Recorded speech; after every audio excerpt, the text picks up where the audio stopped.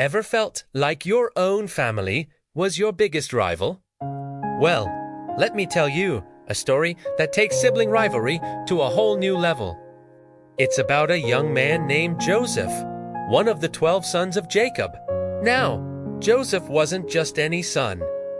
He was his father's absolute favorite, and Jacob didn't exactly hide it. To show his affection, Jacob gave Joseph a stunning, multicolored coat. It was the kind of gift that screamed, "I'm the favorite." And you can bet his 10 older brothers noticed. They were already jealous, and this fancy coat was the last straw. To make things even spicier, Joseph started having these incredible dreams. And he wasn't shy about sharing them.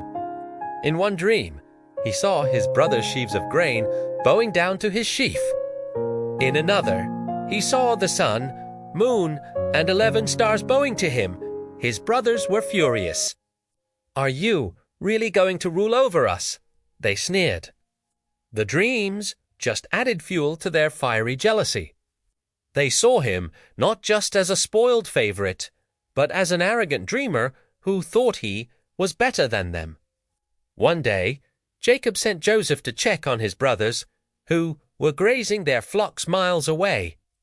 When they saw him coming from a distance, wearing that infamous coat, their resentment boiled over. They saw their chance. Hirme, temutereid. Let's get rid of him. Their initial plan was dark. But one brother, Reuben, convinced them not to harm Joseph directly. Instead, they stripped him of his beautiful coat, threw him into an empty well, and sat down to eat, completely ignoring his pleas for help. Just then, a caravan of traders heading to Egypt appeared on the horizon. Judah, another brother, had an idea. Why not sell Joseph instead of leaving him to die? That way, they'd be rid of him and make a profit. So, for 20 pieces of silver, they sold their own brother into slavery. Can you even imagine that level of betrayal? To cover their tracks, they dipped Joseph's coat in goat's blood and took it back to their father. Jacob, they presented the torn, bloody garment, letting him believe a wild animal had attacked his beloved son.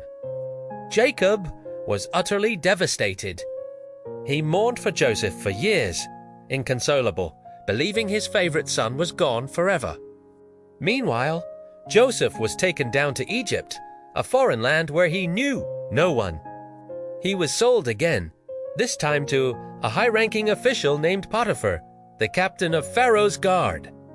From a beloved son to a powerless slave, Joseph's world had been turned completely upside down. It seemed like the end of the road for him, a tragic end to a story of jealousy and betrayal.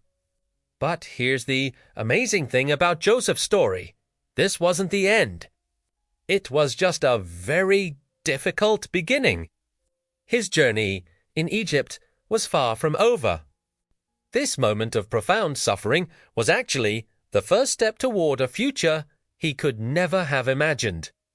A future where those very dreams that got him into trouble would eventually come true in the most unexpected way. It's a powerful reminder that even in our darkest moments, there might be a bigger plan at play. We'll explore what happened next to Joseph in Egypt in our next video. Thanks for watching, and don't forget to subscribe for more incredible stories.